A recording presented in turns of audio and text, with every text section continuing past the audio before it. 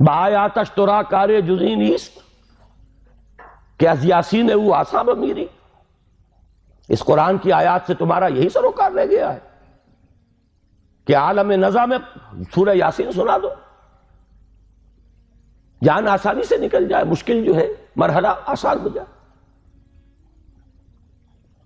یہ صرف ایصال ثواب یا حصول ثواب کا ایک آلہ بن گیا. کیا کر رہے ہیں اس قرآن کے ساتھ؟ اس کی قدر و قیمت کا کیا اندازہ ہم نے کیا؟ بہرحال جو بھی ربع صدی لگائی ہے آپ کے شہر لاہور میں، سن 65 میں منتقل ہوا تھا، یہاں 90 آ گیا ہے. اب تو ربع صدی میں تو کوئی کمی نہیں رہی. اور پہلی جو 2 تقریریں کی تھی مسلمانوں پر قرآن مجید کے حقوق، کہ سوچو صدر ایوب کا دور تھا، وہ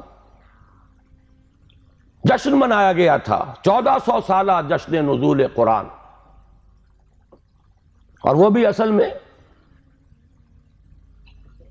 ایک بڑی یوں سمجھیے کہ ہوشیاری کا کام تھا. بہت قسم کے جشن منتے تھے، جشن مہران، جشن فلاں، رقص و موسیقی. تو انہوں نے سوچا کہ مولویوں کو بھی رشوت کے طور پر ایک جشن دے دو، الاٹ کرو.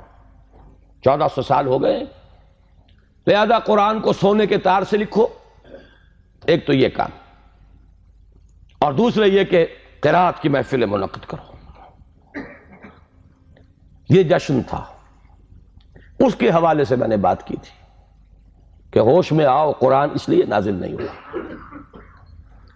جب یہ موعظہ تھا، جب یہ شفاء لما فی الصدور تھا، جب یہ ھدی للناس تھا، جبکہ یہ موجب رحمت تھا، پورا قرآن بھی لوگوں کے پاس نہیں تھا.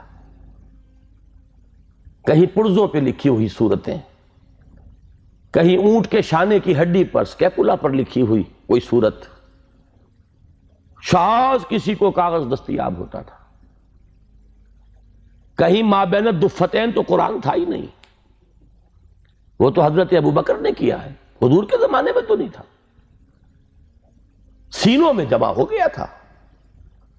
سونے کے تار سے کیا سوال، تانبے کے تار سے لکھا ہوا بھی نہیں تھا، کاغذ پر چھپا ہوا تھا ہی نہیں. لیکن قرآن تھا، سینوں میں تھا. بل هو آیات بینات فی صدور الذین اوتوا العلم، سینوں میں تھا.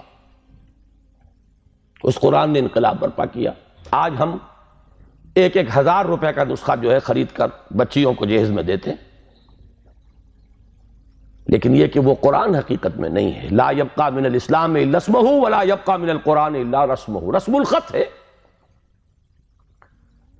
تو دوڑ پیچھے کی طرف ہے گردش ایام تو، ضرورت ہے لوٹنے کی قرآن کی طرف. اس لوٹنے کے لیے اپنی جگہ پر خود بھی آدمی طے کرے جو کمی ہے. اگر قرآن مجید آپ نے ناظرہ بھی نہیں پڑھا ہے تو شرمائیے نہیں، اس کمی کی تلافی اب کیجئے. اور میں کہا کرتا ہوں کہ حضور کی بسم اللہ ہوئی تھی 40 برس کی عمر میں، جب قرآن کی پہلی آیت نازل ہوئی ہے اور حکم ہوا اقرا. آپ نے یہ کہا تھا ما انا بقاری، میں تو پڑھنے والا نہیں ہوں، پڑھا ہوا نہیں ہوں. 40 برس کی عمر تھی تب قرآن پڑھنا شروع کیا. It's never too late.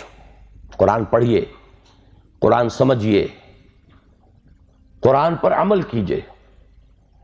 اگر اللہ نے آپ کو فہم کی ایک بلند تر سطح پر، ہائر لیول آف کانشسنس پر فائز کیا ہے، اسی لیول کے قرآن کو پڑھیے. یہ ایک قرآن نہیں ہے، اس میں ہزاروں قرآن ہیں. ہر شعور کی سطح کا ایک قرآن اس میں علیحدہ موجود ہے، اور ہر دور کی علمی سطح پر، اس کے افق پر ایک خورشید تازہ کے مانند یہ قرآن طلوع ہوگا.